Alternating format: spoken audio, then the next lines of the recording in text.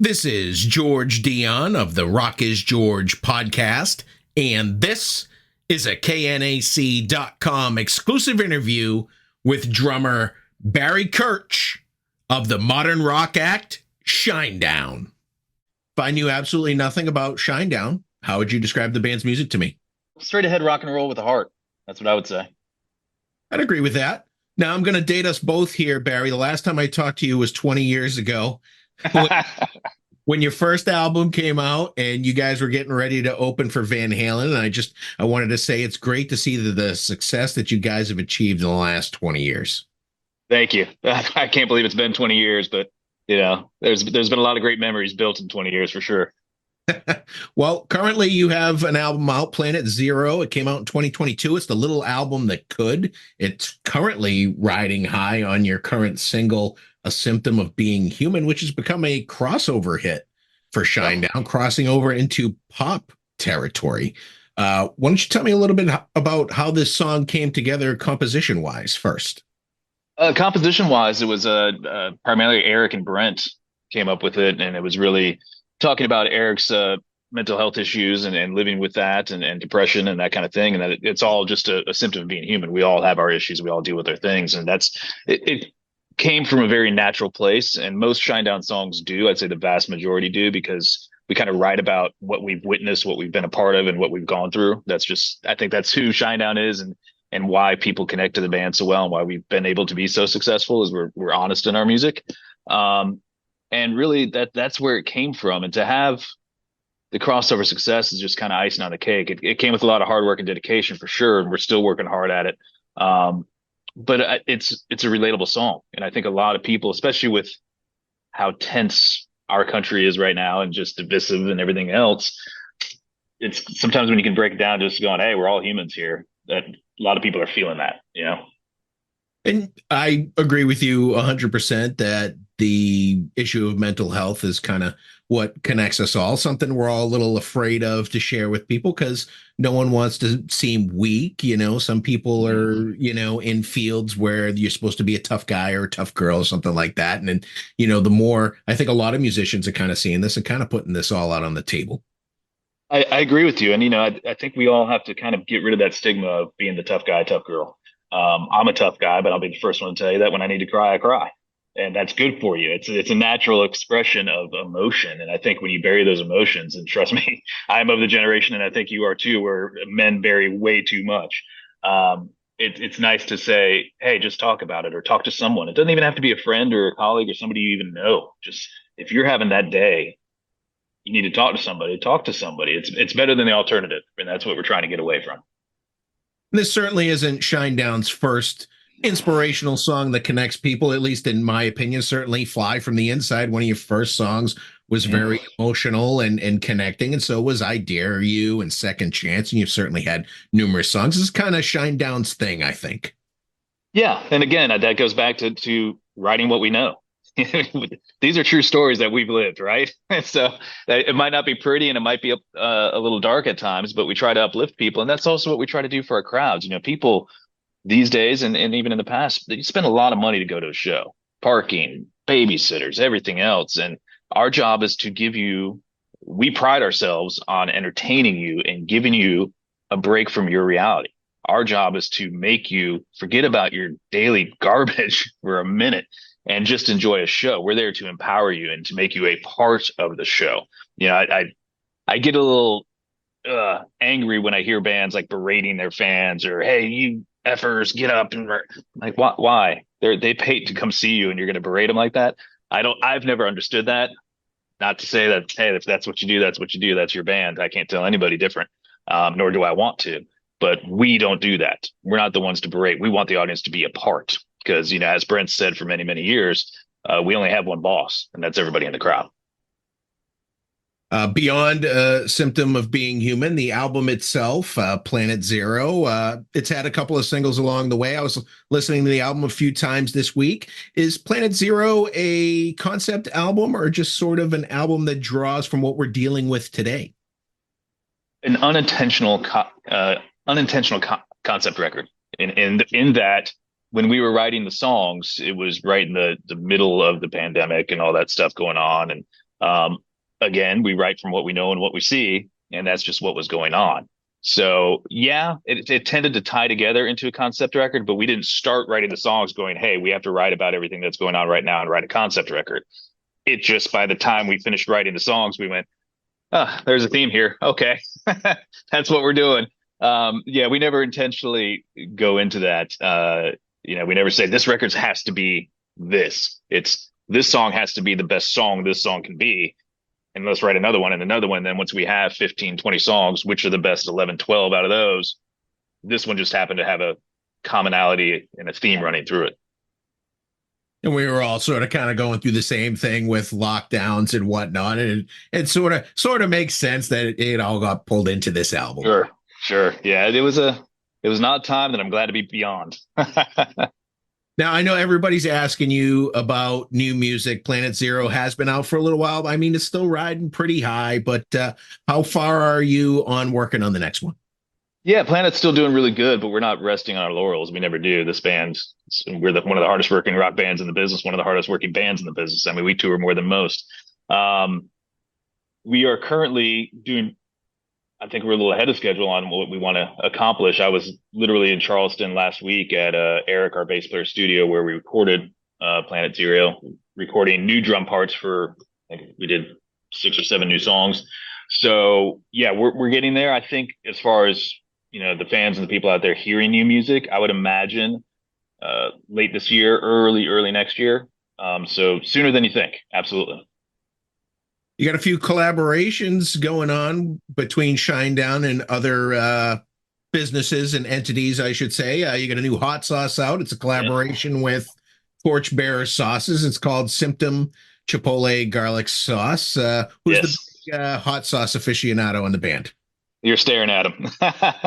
Yeah, that was a passion project for sure. So Torchbearer approached the label saying, "Hey, do any of your artists want to collab with us?" And Torchbearer's been around for 20 years and they make amazing hot sauces. So they're not new to the game, but they like doing collaborations.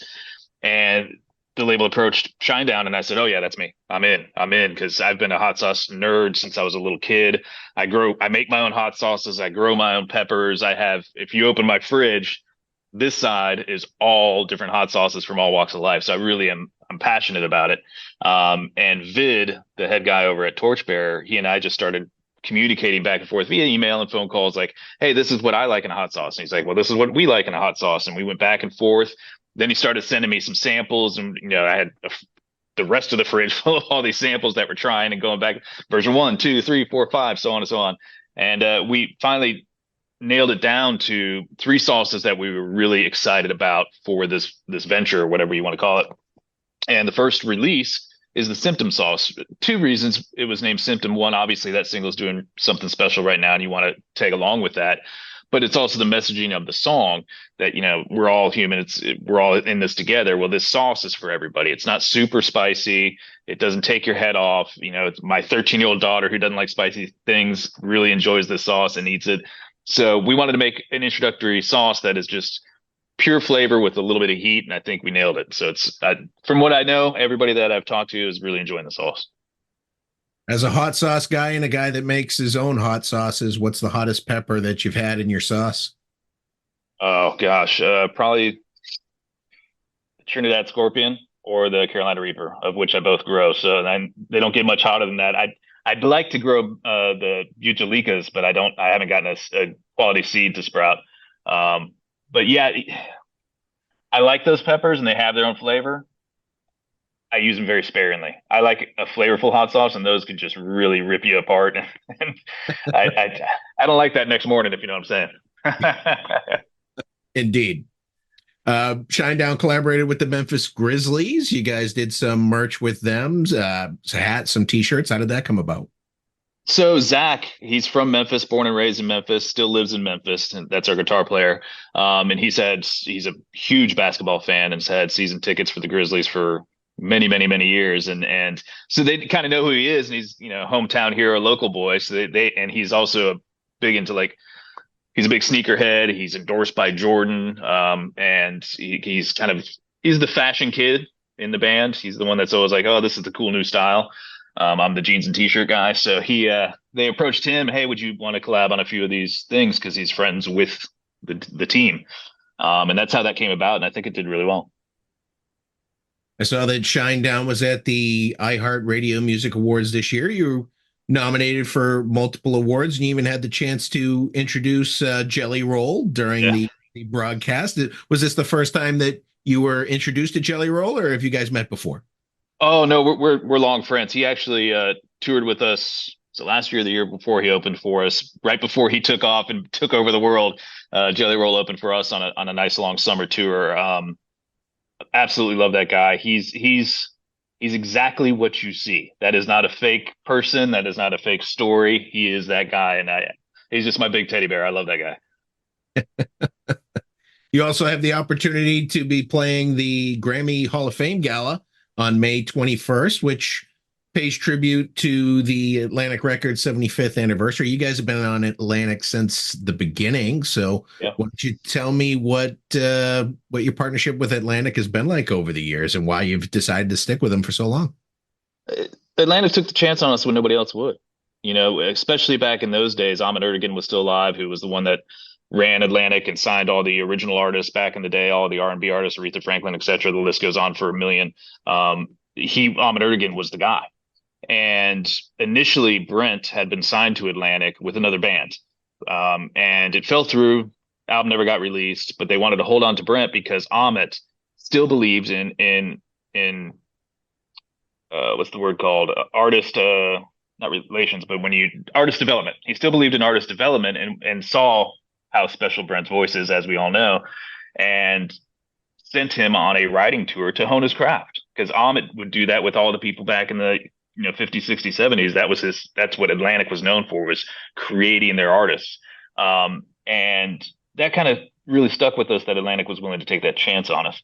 And they've been very supportive over the years. That's not to say we haven't had the knockdown, drag out band label fights. We have, because it is a business. It is the music business. And when things aren't going well, they have to pick who they're going to invest in. Their market's very huge, and Atlantic has changed over the years. It's become a little bit more hip hop urban kind of a thing. We're like, I think on Atlantic proper, we might be the only rock band left. There's subsidiaries that they have, Elektra and different parts in Warner, but as far as Atlantic Records, that we can put that logo on our albums and stuff, we're the last rock band left, and that's a proof to the great relationship we've had over the years. Shinedown has some live performances coming up this summer. Being a guy who's grown up in Massachusetts, I know that Shinedown has crossed over. When I saw that you were on the bill for Kiss 108's concert at Xfinity Center, Yeah. Massachusetts, opening for Doja Cat and Jason Derulo. This is like the big summer concert here in Massachusetts. Kiss 108 FM. It's the big radio top 40 station, and seeing your name on the bill, I'm like, wow, Shinedown is there. Yeah, I don't I don't even know what to think about that. I'm honored to do it, but Shinedown, Jason Derulo, and Doja Cat, that's the oddest bill. But we're just gonna go in and be ourselves and play what we play. I think we have 30 minutes on that set or something of that nature. We're gonna play the songs that we'll play Second Chance, we'll play Symptom, of course, and then we're gonna play some rock songs and introduce a new audience to who we are, and maybe into some music they'll like. I mean, my job and our job is to go on that stage. I'm stealing all of Doja Cat's fans. That's what I'm going to do. That's what I do every time. Whether I'm opening up for Iron Maiden or I'm opening up for Doja Cat, I'm stealing your fans. You guys got a run of dates going through June with a couple other festivals. What are your plans after you make that run? Make the record. Yeah, those are festivals that we wanted to do, festivals that we wanted to get to that maybe we couldn't last year because of scheduling conflicts and everything else. And some shows that we wanted to do, and also some of these pop shows that pop shows that popped up. That's fun. That you can't really say no to, with Symptom doing so well at top 40 right now. So we're doing those, and we got to keep the lights on, but we really want to focus on the record as much as possible once those shows are done. I'm imagining that holiday shows will come in, and at some point, like, hey, can you play our Christmas ball? And those things happen, and depending on if we can, we will. I was on your social medias and sort of you were praising radio, and radio was kind of the thing that you said made Shinedown, and you're doing these little stops along the way at these radio stations because that was kind of your main support, where before the internet age, before the streaming, before everything, that's where you got most of your support, right? That's absolutely correct. This band was built on radio and has been supported by radio for 20 years, and we will continue to support the radio stations that support us. We have very deep relationships with a lot of the people that are still left in this business. But radio is not dead. Terrestrial radio is not dead. Yes, there's a whole new scene online with your Spotify's and everything else, and making your own playlists and things like that. But people still listen to radio. People still get in the car. People still hear the radio station playing in the local convenience store. They still hear songs there, and radio stations still put on festivals. It's important. And that relationship has been absolutely huge for us, and we'll never turn our back to it. This year, you created sort of a little Shinedown celebration day, 403. It's kind of break off from If You Only Knew. So if you want to tell me a little bit about that day. It's a fan appreciation day. We thought, hey, let's come up with something that not only creates, social media traffic, because everybody needs that these days, but also to appreciate our fans that have kept us here for 20 years and hopefully keep us here for another 20 years or plus. We're not going anywhere. And again, this band respects our fans and respects the people that have been there with us, and the new people that want to come into our fold. It's a group for everybody, and that's important to us. So it's about giving back. We're lucky enough in this part of our career, this time in our career, that we have the ability to give back a little bit more than maybe we could as, young, dumb kids with absolutely zero money. Now we have a little bit and we want to give back. So that's what you should do. You should give back if you have the opportunity. In a career that's lasted 20 years and is likely to continue on, do you have any regrets looking back on those 20 years? Not a single one. You don't live life by regrets. Do I have things I would have done differently? Sure. And did I make mistakes? 100%. Do I regret any of those mistakes? No, because I learned from them. So besides the fans and radio support, is there anything else that you would attribute to the band's longevity? Communication within the band. We still ride the same bus together. We still eat dinners together. We still hang out. It's very much like a marriage in that we have a rule that we never go to bed angry. If we get in a fight, okay, everybody in the room, let's talk this thing out. And you do fight like brothers sometimes, that there's a difference of opinions or somebody's just being a jerk. Those things happen. And we also keep each other in check. We come from the South, and humility is important, and our mothers would kick our asses if we didn't stay humble, and we keep each other humble. Because it's easy in this business to, okay, I'm successful, I'm going to have a big head and I'm owed something. You're not owed anything. You're not owed shit. Your job is to keep working harder and get better, and you will earn stuff, but you're not owed it. And we keep each other humble in that respect. I asked you the same question 20 years ago. What's the biggest untrue rumor you've heard about yourself or Shinedown? About myself, I have no idea. I heard a rumor in recent times that Shinedown was part of the Illuminati, because there was one picture that Brent took, and I guess the way he had his hands, they're like, Brent, Shinedown's the Illuminati, and I'm like, we're not, but okay. So that's probably the one that comes into my head right now. But there's been a million rumors, Well, back 20 years ago, the rumor that you had heard is that Leonard Skinner was responsible for your record contract. Yeah, that's not true. No, they definitely didn't hurt us by allowing us to play Simple Man. But that was a tribute to Judy Van Zant, Roddy's widow, who owned a club in Jacksonville called Fever Live, where we had our first shows. And his daughter, Ronnie's daughter, her ex-husband was our original guitar player. So there was a deep connection there. But Skinner, the band, didn't do anything for us. She let us play in her club, and that's about where it is. And for a while there, Brent lived at her house because he had no place to live.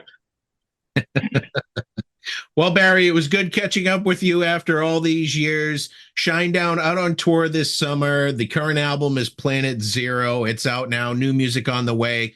You're a busy guy. I want to thank you for taking the time to speak with KNAC.com today. My pleasure. Thanks for sticking up with us and staying with us for 20 years. So hopefully in 20 years, we get to do this again. Absolutely, man. Or Best. sooner. I mean, we're always available, but we can do it again. That'd be great. We'll do it a lot sooner. Fair enough.